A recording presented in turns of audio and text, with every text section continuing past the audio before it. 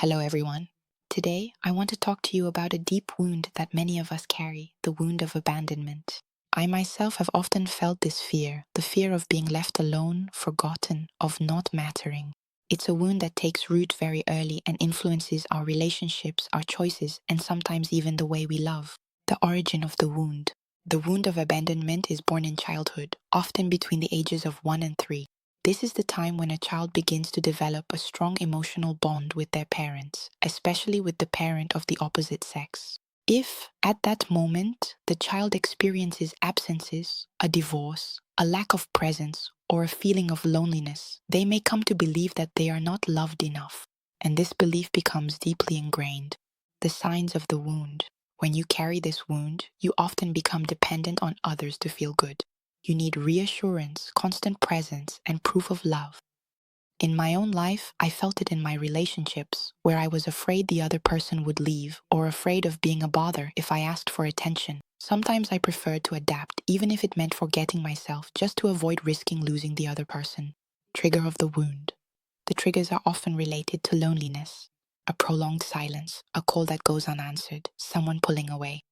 All of that can stir up a real inner whirlwind. Sometimes it's not even the events themselves that hurt, but the way we interpret them, telling ourselves, I'm being abandoned, I don't matter. Language and physical posture. Physically, the person often adopts a slightly hunched posture, a soft voice, almost pleading, as if to make sure they don't bother anyone. Often, people who carry the wound of abandonment have a rather thin, fragile build, as if their body is expressing a lack of solidity. They sometimes give the impression that they can't stand on their own, as if they need external support. Their back may be slightly hunched, their chest a bit sunken, which unconsciously reflects this feeling of being empty inside or not filled enough with love. Their gait is sometimes hesitant. They move forward while searching for the presence of others with their eyes, like a child making sure their parents won't leave them behind. In their face, you can see features that may seem sad, a look of expectation, always ready to catch the slightest sign of rejection or presence. Way of speaking. Language also reveals a lot.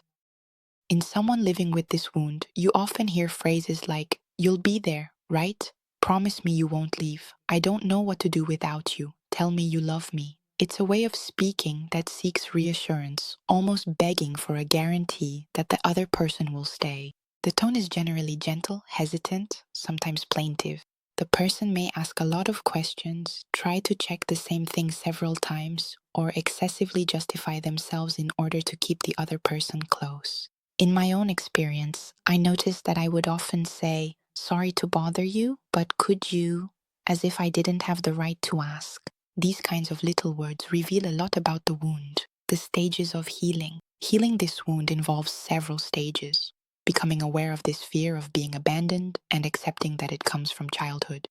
Learning to give yourself what you seek from others, attention, tenderness, love, without forgetting mantras.